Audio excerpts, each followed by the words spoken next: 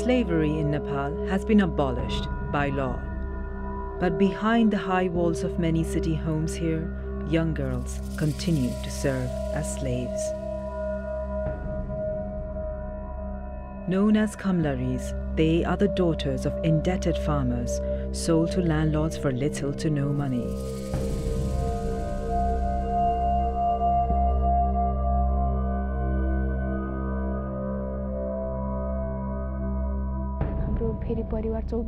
I lived in a big family. There were 24 of us. I told my father how hard my life was as a kamlari, but he insisted that I had to go back and work. I was so hurt. My parents did not seem to understand or care. They were declared free in the year 2000, but kamlaris are still kept by Nepal's elite, including government officials and decision makers. These people have the connections. If any case is filed against them, they are able to bend judgments to their favor. They are able to threaten poor families. They are the ones with land, and if they do not get kamlaris, they may give the land to someone else to farm.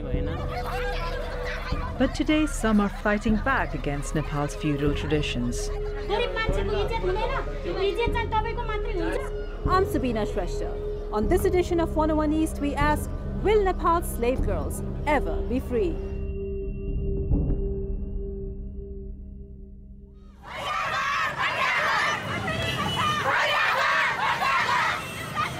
June 2013.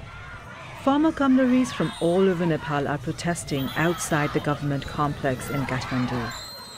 Just weeks before, 12-year-old kamlari girl Srijana Chaudhary had burned to death under mysterious circumstances at her owner's house here in the city. Outraged, these women who have all worked in servitude are demanding a full inquiry into Srijana's death and an end to slavery once and for all. It was a lonely battle for them. Political parties, human rights groups, child rights groups all stayed away from the protest.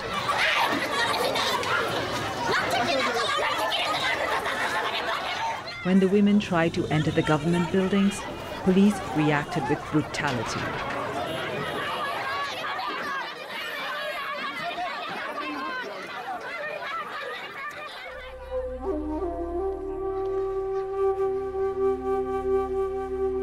To find out more about Srijana's case, we traveled 450 kilometers west to the home where Srijana grew up, in the Tharu region. I keep thinking of my daughter. I even see her in my dreams. The last time she came to my dream, she wanted her sister Srijana. She kept saying, "Mother, send my sister to me." Srijana, like all kamlaris, was from the indigenous Tharu community. Their history of subordination began 160 years ago with Nepal's first social order, ranking Tharus almost bottom of the caste system, just above the untouchables. Their land was taken away from them, and they became bonded labor on the land that was once theirs. Srijana's parents rely on the goodwill of their landlord for access to land, and must give up half the produce they grow. They also gave up their daughter. We did not want to send Srijana, but the landlady came and said that I should send my daughter to Kathmandu. She said my daughter would become clever if she stayed in the city. She said that Srijana would go to school. I told her that we did not want to send her, but the landlady would keep coming back asking for her. Srijana left home at the tender age of 10. 2 years later, Srijana's father got a call from the landlord saying she was very sick. He traveled to Kathmandu to see her. But on arrival, he was told she was dead. They called Srijana's father up to the terrace. He went up, and then they showed him a corner in the terrace and said, This is where your daughter died, in this corner. From there, he was taken to the police station, and the police made him stamp his fingerprints on all sorts of papers.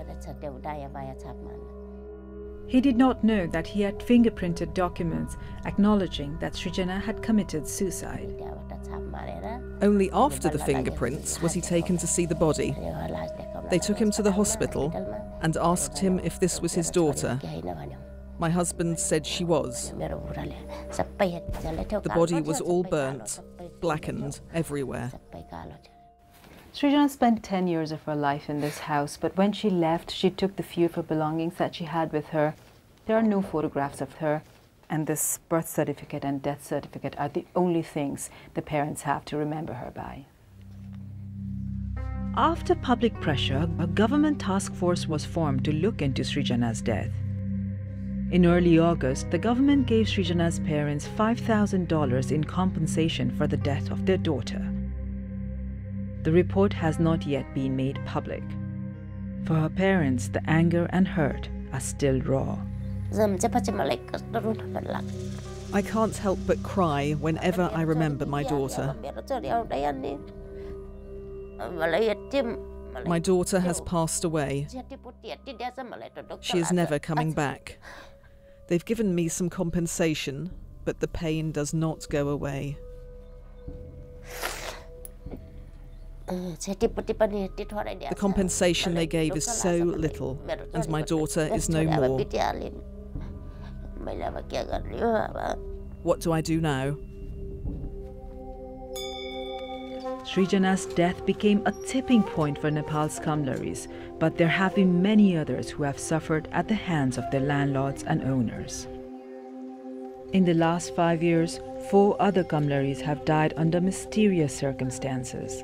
27 are missing from the homes they worked in, and 11 girls became pregnant. We asked a government spokesperson who is responsible for these girls. Ultimately, responsibility is the government's responsibility, irrespective of any ministry. Citizens' responsibility, all the children is responsibility, the government is responsibility. We take that responsibility. The government declared the kamlari system illegal more than 10 years ago. Yet landlords still use their land as leverage to secure kamlaris. Poor Tharu families often feel they have few other options and give up their daughters for little to no cash in return. And for many girls, their workplaces become dangerous as they grow older. Once a kamlari girl reaches 12 years of age, despite the goodwill of the owner or however well she's taken care of, she is in danger. Our research shows that these girls can become targets for abuse or harassment by outsiders or people within the family. Across the Tarai, we hear many stories of abuse and exploitation from kamlaris who have returned home. Like 15-year-old MADHU Chaudhary, who is back living with her mother and 4 siblings.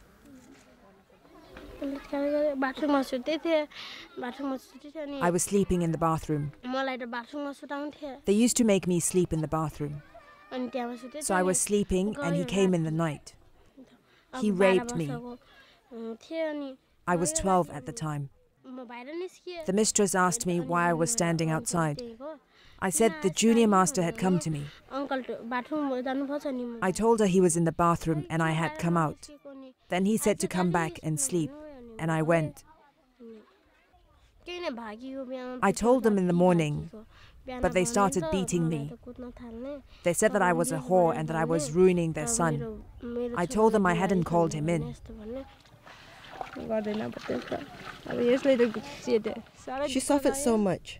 I ran around crying and asking for help from anybody, but no one cared. We had nothing in my house. No food, no clothes. Our house was falling apart. I had hoped that my daughter would find a better future, and instead they destroyed her.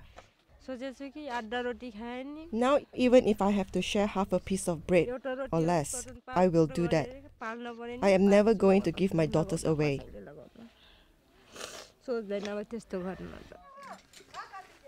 At another village a couple of hours away, every single home gave away a daughter. There are 27 houses here. From each house, there was a kamlari. There are houses where 2 or 3 girls went to work as kamlaris. MANJITA Chaudhary grew up in this village and was a kamlari herself. She was sold to her family's landlord at the age of 7 and had to work 18 hours a day for almost 4 years. Today, she devotes her life to putting an end to Nepal's system of slavery.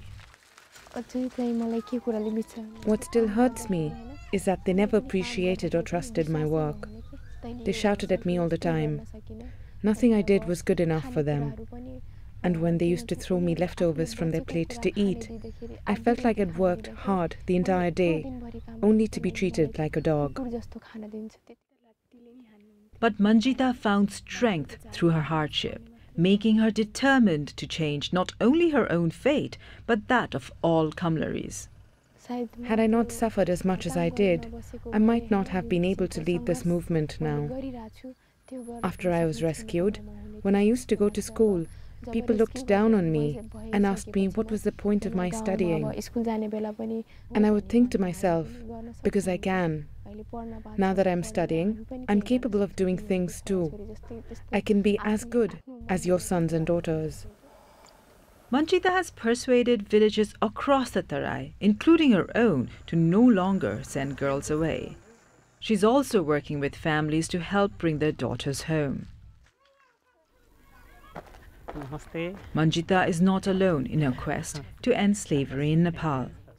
MADHU CHHETRI has worked to free kamlaris for more than a decade from those who flout the law using power and connections. This is about land, power, and the poverty that Tharus live in. The Tharus don't have any income source, so even $20 a year is a big amount. So these landlords have all the power, money, and the land. Along with that, they are comparatively more well-informed than others. They understand law and understand which laws are strictly regulated by the government and which are not. And they understand what could get them into trouble in the future and what could not. Therefore, they have been keeping kamlaris and keeping the practice alive without any regard to laws. Actually, personally, I don't know any high-level officials they are having kamlaris.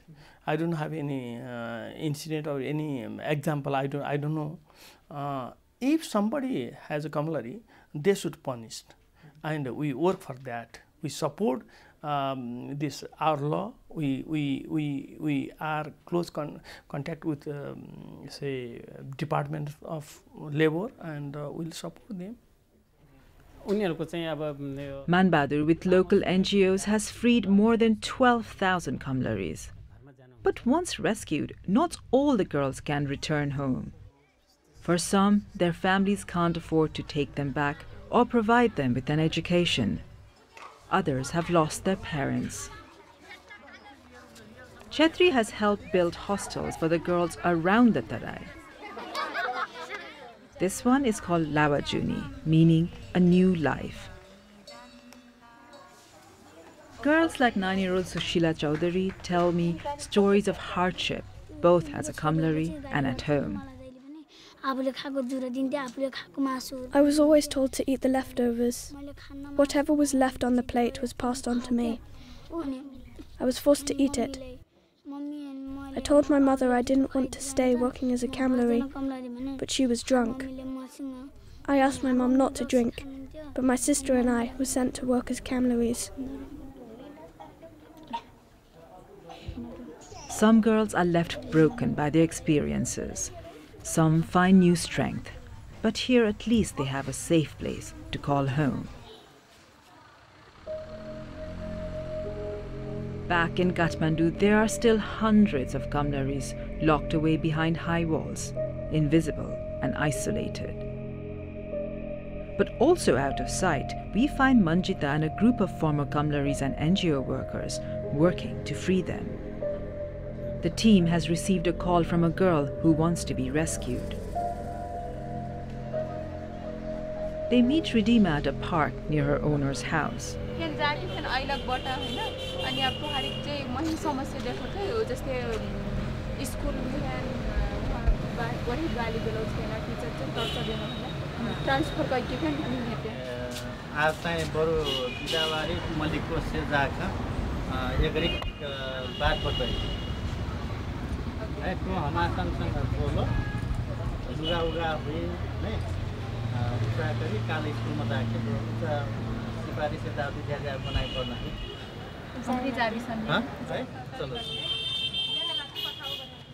Ridima agrees to go ahead with the rescue, and we return with her to the house to confront the owner, a wealthy contractor with political connections. Wait.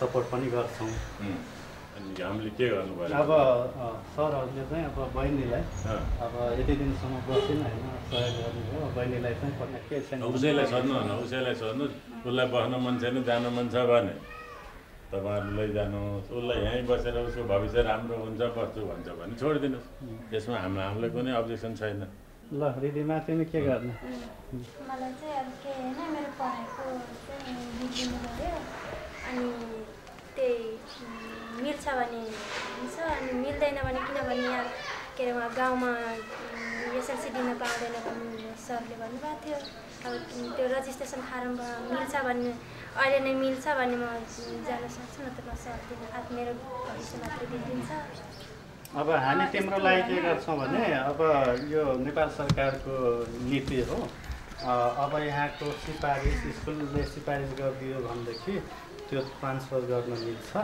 हामी त्यो पुरा गरिसकेका छौं तिमी जस्तै अरु बहिनीहरु पनि छन् र त्यसको लागि चाहिँ तिम्रो लागि हामी प्रक्रिया मिलाउँछौं तिमी चाहिँ हिँड तिम्रो जे गर्नुपर्छ हामी हामीले त हैन हामीले कमलरीको व्यवहार गरे पनि छैन फेरि पहिला कुरो तपाईहरुले त्यो बुझ्नुस् कि हामीले उलाई सोध्नु त तपाईले फ्रीली सोध्न सक्नुहुन्छ हामीले के व्यवहार गरेछ कसरी राखेछ है हामीले भन्दा मिठो खाएको ल सोध्नु But Ridima tells us she is not allowed to enter the house through the front door with the family and that the food cooked for her is of an inferior quality. In the same house, two worlds have been created. तपाईले त्यो हेर्नु आफ्नो घरमा बसेर भोकै छ यहाँ त खाना पाएको छैन के Finally, the owner gives custody of Ridima to the NGO at the local police station. She is free to go home.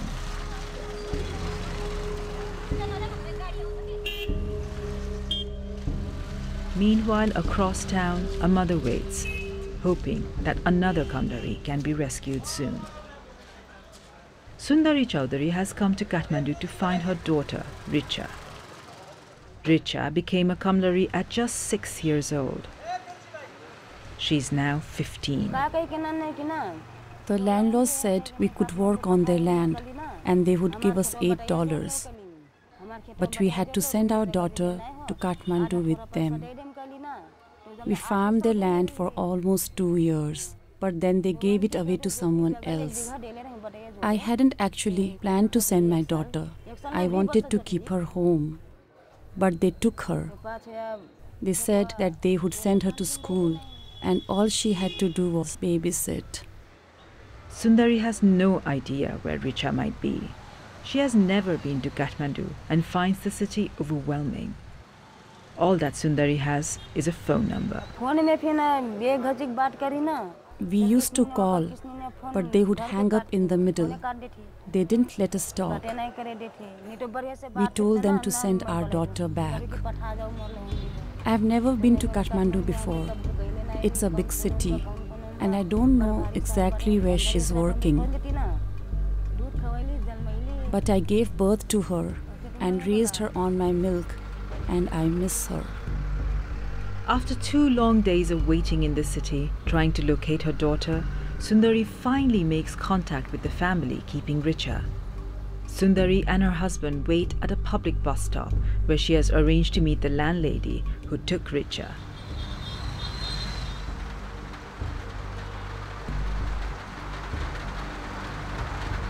As the hours drag by, the pressure mounts. With every passing car, Sundari's hopes rise and fall. Just when it's looking like a failed mission, the landlady, Hema, finally arrives. And she agrees that Sundari can see her daughter. At last, Richa arrives. It's an overwhelming moment for Sundari, but Richa refuses to even look at her.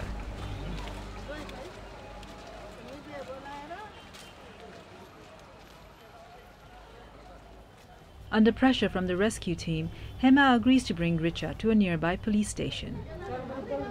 A heated discussion follows.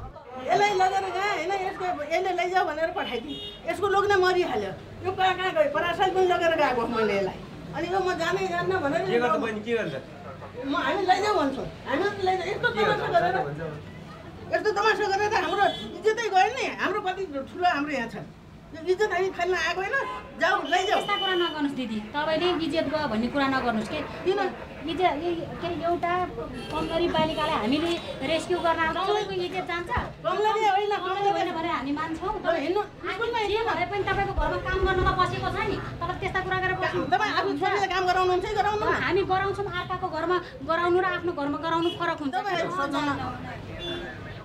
Like many other kamlaris, Richa has spent her formative years away from her family. Under influence of the owners, many initially reject their parents.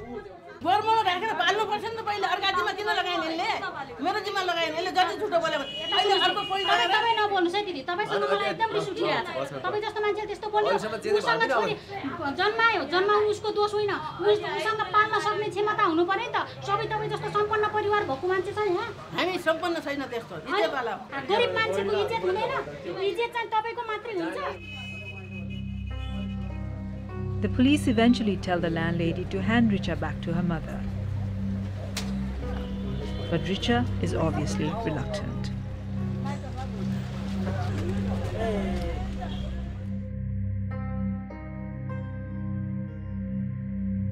Three days later, we return to the Tarai region to visit Richa and her family and find out what happened.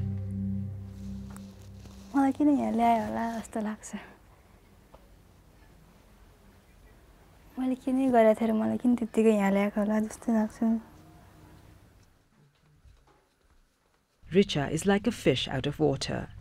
She's renouncing her birth name and parents, vowing to keep the name she was given in Kathmandu.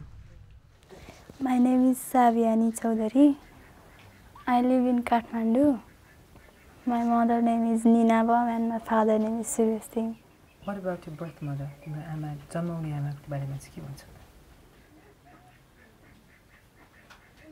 जन्मिन चाहिँ यही जन्मेको हो हुर्किन चाहिँ उता काठमाडौँमै हुर्केको हो काम गराएर अब म त्यहाँ धेरै वर्ष बसे ठुलो भए काम गर्ने भए आफ्नो खुट्टामा आफै उभिने भए अनि मलाई यहाँ ल्याएर काम गराएर अनि We spoke to Sundari about her daughter's return. Well, people started saying that kamlaris had been freed.